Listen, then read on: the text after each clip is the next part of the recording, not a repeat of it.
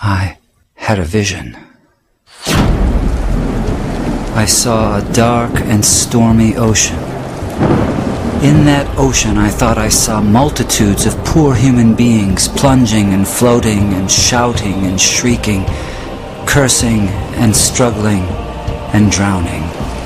And out of this dark, angry ocean, I saw a mighty rock that rose up with its summit towering high above the stormy seas.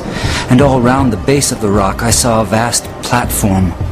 And on this platform I saw with delight a number of the poor wretches continually climbing out of the angry ocean.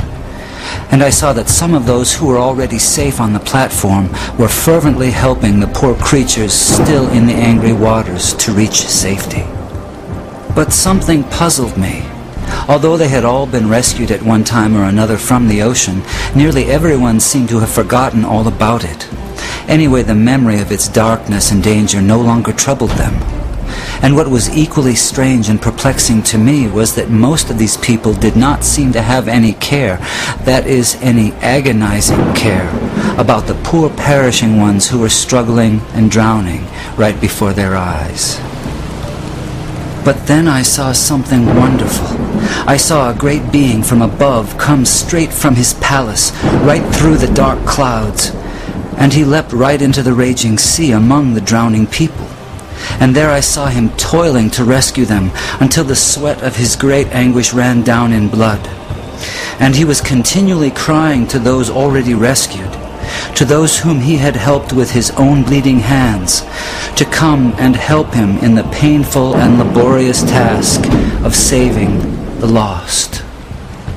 But the strangest thing of all was that those on the platform to whom he called were so taken up with their trades and professions and money-saving and pleasures and families and community and gatherings and religions and arguments about it that they did not respond to the cry that came to them from this wonderful being who had himself by his Spirit gone down into the sea.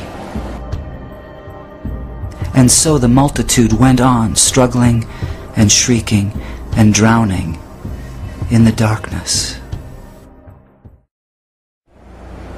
And then I saw something that seemed stranger than anything that had happened before in this very strange vision.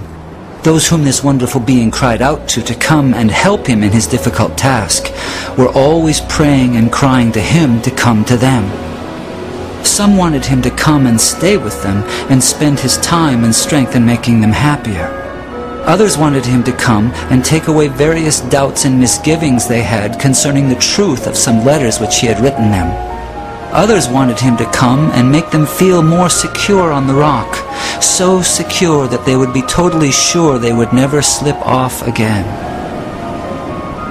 They used to meet and get as close to the rock as they could, and looking towards the mainland where they thought the great being was, they would cry out, "Come to us, come and help us." But all this time, he was down among the poor drowning creatures, crying to them in a hoarse voice, "Come to me, come and help me." And then I understood it all. It was plain enough. That sea was the ocean of life, the sea of real, actual human existence. Those multitudes of people struggling in the stormy sea were the billions of sinners from every race, language, and nation.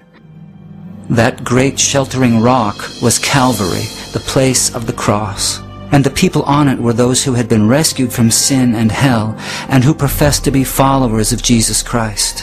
That mighty being who called to them from the tempest was the Son of God, the same yesterday, today, and forever, who is still struggling to save the dying multitudes about us from this terrible doom of damnation, and whose voice can be heard above the music and machinery and noise of life, calling on the rescued to come and help him save the world. My friends in Christ, you are rescued from the waters. You are on the rock. Jesus is in the dark sea, calling on you to come and help him. Will you go?